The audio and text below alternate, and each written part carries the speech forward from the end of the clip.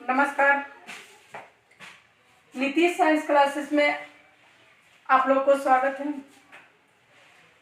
तो आज के वीडियो में हम समकोण त्रिभुज पर बात करेंगे कि समकोण त्रिभुज होता है क्या। तो पहले आप एक समकोण त्रिभुज खींच लीजिए।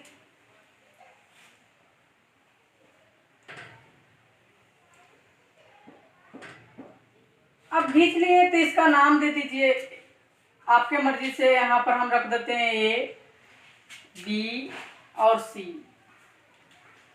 जो हमारा बी कोण है जो 90 डिग्री का होता है और 90 डिग्री के सामने जो हमारा होता है कर्ण होता है। कर्ण बोले तो हाइपोटेनस, इसे एस से सूचित करते हैं। कर्ण जो था पांडव के सबसे बड़ा बेटा था और इसमें जितना सबसे बड़ा भुजा जो होगा वो हमारा कर्ण होगा। जितना ये दोनों का योग जोड़ के होगा उस तीनों जो दोनों कोण है, तीसरा कोण जो कर्ण होगा सबसे बड़ा भुजा होगा, एंगल होगा। एंगल कहने का मतलब कोण होगा।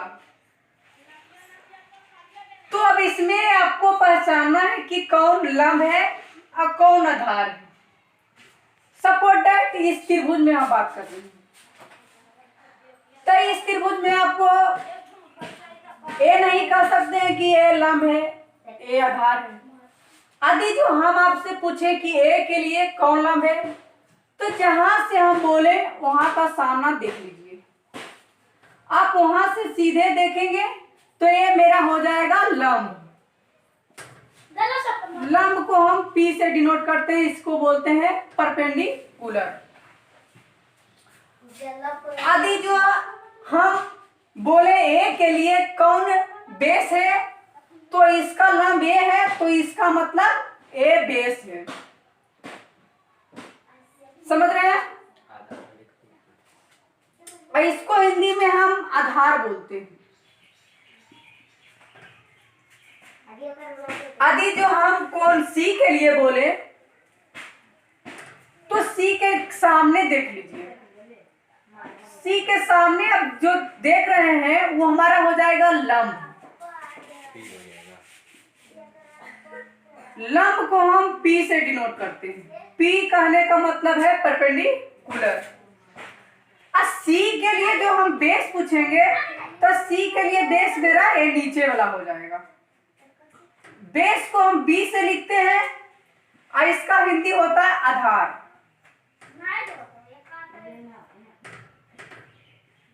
कोई दिक्कत हो तो पूछें। ए के सामने हम देखें तो लंब और BC के सामने देखें तो ए मेरा लंब। यदि जो इसके ए के लिए मेरा ये लंब है तो ये मेरा आधार है। C के लिए ये मेरा लंब है तो ये मेरा आधार है। यदि जो हम ए के लिए पूछे तो ये मेरा लंब है। C के लिए पूछे तो ये लंब है।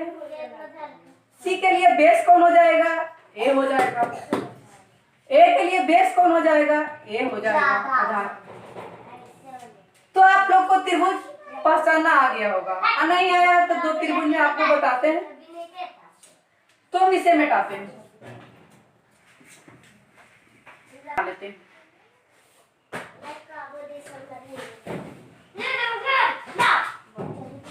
A B. ए मेरा 90 डिग्री हो गया।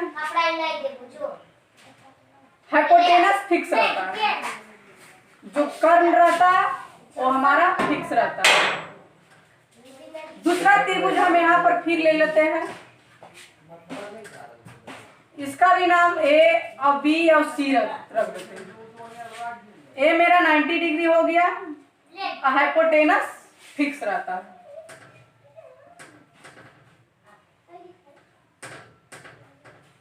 ठीक ना? अब हम ए के लिए लंब बोल रहे हैं, ठीक ना? तो ए के लिए लंब बोल रहे हैं तो हमारा ए हो जाएगा, ठीक ना, शॉर्ट में लिख रहे हैं।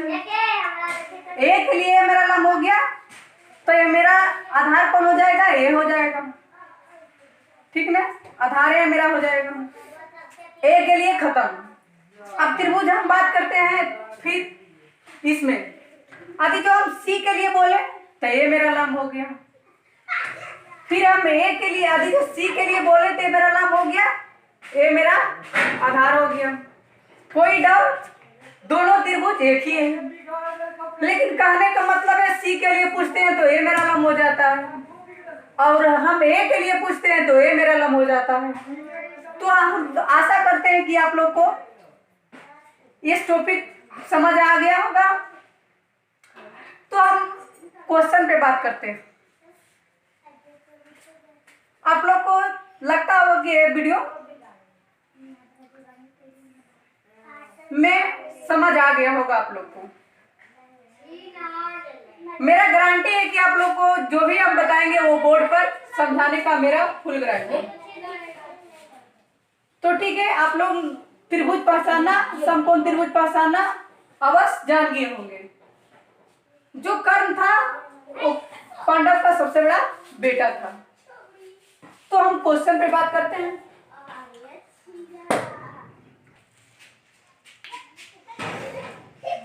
इस त्रिभुज में आप लोग को बताना है कि इस त्रिभुज में आप लोग को क्या देल है, क्या नहीं दिया हुआ है। तो आप लोग को डायरेक्ट ये नहीं कर सकते कि ये मेरा लंब है, ये मेरा आधार है, ये कहना गलत है। कैसे गलत है? अभी जो हम थीटा यहाँ लगा देते हैं तो मेरा ये लंब हो गया, ये मेरा आधार हो गया, और जो नहीं दिया हुआ है वो मेरा क्या हो गया, हाइपोटेनस इज भाग। अब तुम्हारा निकालना है तो आप लोग को एक सूत्र बता देते हैं कि h बराबर होता है √p² प्लस b²। आदि जो आप लोग को कभी p निकालना हो तो √h² माइनस b²। आदि जो कभी आप लोग को निकालना हो कि b बराबर √h² माइनस p²। हम बारी बारी से आप लोग को सब निकाल के बताएंगे। तो पहले हमको क्या नहीं दे रहे, हाइपोटेनस नहीं दे रहे। तो हम यहाँ थीटा माने तो मेरा ए लंब हो गया, ए के लिए मेरा ए लंब हुआ तो आधार हमारा ए हो गया। अब जैसे कि हम पाइथागोरस प्रमेय से आप लोग को बताते हैं कि आप लोग इस तरह से भी लिख सकते हैं कि AC² बराबर AB का होल स्क्वायर प्लस BC का होल स्क्वायर। ये मेरा पाइथागोरस प्रमेय है। पाइथागोरस प्रमेय हम आगे कक्षा में पढ़ाएंगे, लेकिन पाइथागोरस प्रमेय से हमारा होता है कि AC² बराबर AB² प्लस BC²। तो कहने का मतलब यही है। अब इसी का नाम है हमारा AC जो है वो h है, तो h बराबर √AB कितना दे दे, 3 दे रहे, तो 3 के स्क्वायर। अब प्लस अब BC जो हमारा कितना दे रहे, 4 है, तो 4 का स्क्वायर। आदि जो हम यहाँ से स्क्वायर हटाए हैं तो यहाँ पर √ पड़ा है, यहाँ पर से यदि जो हम स्क्वायर हटा देते हैं तो ये मेरा √ पड़ा है। अभी जो हम यहाँ पर स्क्वायर रखते हैं तो ये मेरा √ कैंसिल रहता, ठीक ना। इतना तो आप लोग समझ रहे होंगे। तो ठीक है, h बराबर, अब 3 का स्क्वायर कितना होता है, 9, 3 तिया 9, और 4 का स्क्वायर कितना होता है, 16 प्लस 16 √ में बराबर कितना हो जाएगा, जोड़ेगा तो 25 हो जाएगा। टोटल 25 का स्क्वायर हो जाता है 5। यहाँ पर स्पेस नहीं है, जिसके कारण से हम आप लोग को डायरेक्ट यहाँ पर कर देते हैं। 9 प्लस 16 टोटल जोड़ेगा आप लोग तो होगा 25, ठीक है। 25 का जो हमारा वर्ग होता है वो हमारा 5 होता है। दिख रहा है आप लोग को? दिख रहा है ना? ठीक है, दिख रहा है। तो अब इसी में हम बताएंगे। अब ए हमारा देल है और ए हमारा नहीं देल, तब कैसे निकालना है बारी बारी से उसी सूत्र पर बात करते हैं। तो हम निपटाते हैं। अब हम समकोण त्रिभुज में देखिए कि हमारा हाइपोटेनस और बेस देल है, हमारा परपेंडिकुलर नहीं देल है। तो किस तरह से हम परपेंडिकुलर निकालते हैं? तो परपेंडिकुलर हम इसको मानते हैं कि P बराबर हमारा जो है भाट है। तो P बराबर भाट कहने का मतलब जो हमारा है पहले हम लिख देते हैं क्या क्या दे रही AC जो हमारा है 5। AC कहने का मतलब है हमारा कि कर्ण देल है, ठीक है। अब बेस AB जो हमारा है बेस है, AB हमारा बेस है जो कि बराबर 3 है, इसे आधार बोलते हैं। अब जो हमारा P है BC जो है वो हमारा भाट है। अब हम इसको कैसे निकालेंगे? तो मतलब मेरा जो है लंब बराबर क्या?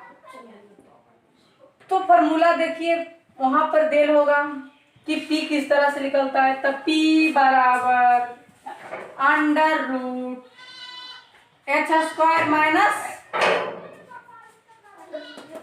b²। h हमारा कितना देल है?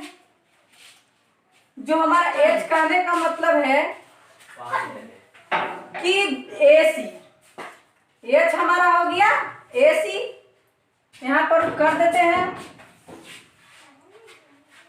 कि AC² और माइनस आपका हो जाएगा AB²।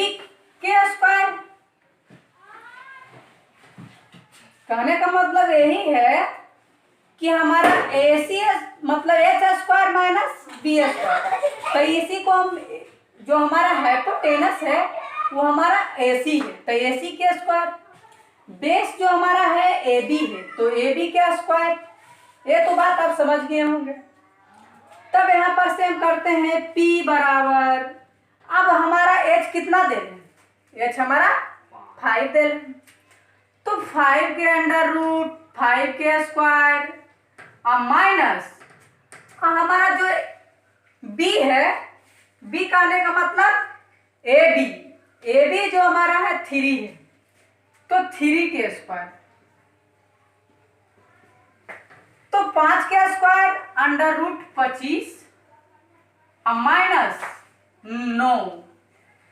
25 माइनस 9 बराबर अंडर रूट 16। 25 माइनस 9 बराबर अंडर रूट 16। 16 का वर्ग होता है हमारा 4। तो मेरा P आ गया कितना? P हमारा 4 आ गया। आप इस तरह से B देल नहीं रहेगा तो B निकाल सकते हैं। परपेंडिकुलर निकल गया। आप चाहें तो B बराबर h² माइनस p² से बेस निकाल सकते हैं। आपको ये बात ध्यान रखना है कि पहले ये देखना है त्रिभुज में क्या देल है और क्या नहीं देल। ये कैसे पता चलेगा? तो आपको समकोण के जो सामने रहता है वो हमारा हाइपोटेनस मतलब कर्ण रहता है, वो हमारा हमेशा फिक्स रहता है। जो कर्ण रहता है ये दोनों से बड़ा रहता है, मतलब सबसे बड़ा भुजा जो होता है हमारा कर्ण होता है। पांडव का सबसे बड़ा पुत्र कौन था? कर्ण था। तो यही कहने का मतलब है कि समकोण का सबसे बड़ा भुजा कौन होगा? तो हमारा कर्ण होगा। उसके बाद आपको देखना है कि थीटा कहाँ है। अब वो किस तरह से पूछ रहा है। यदि जो ए के लिए पूछ रहा है तो ए के सामने लंब, सी के लिए पूछ रहा है तो सी के लिए सामने लंब, और लंब पता चल गया तो आधार हो जाएगा, एक पार्ट जो भी बचेगा। ठीक है, नमस्कार। मेरा वीडियो अच्छा लगे तो लाइक और कमेंट और सब्सक्राइब करें, जिससे कि मेरा बनाने का उस हौसला बढ़े। तो हम आप लोग को नए नए अच्छी तरह से टॉपिक को समझाएंगे। तो हमारा नीतीश साइंस क्लासेस को सब्सक्राइब करें और बगल में बेल घंटी होगा उसे भी दबा दें। इस तरह से होगा बेल घंटी, ठीक ना। और सब्सक्राइब करें, सब्सक्राइब माय यूट्यूब चैनल।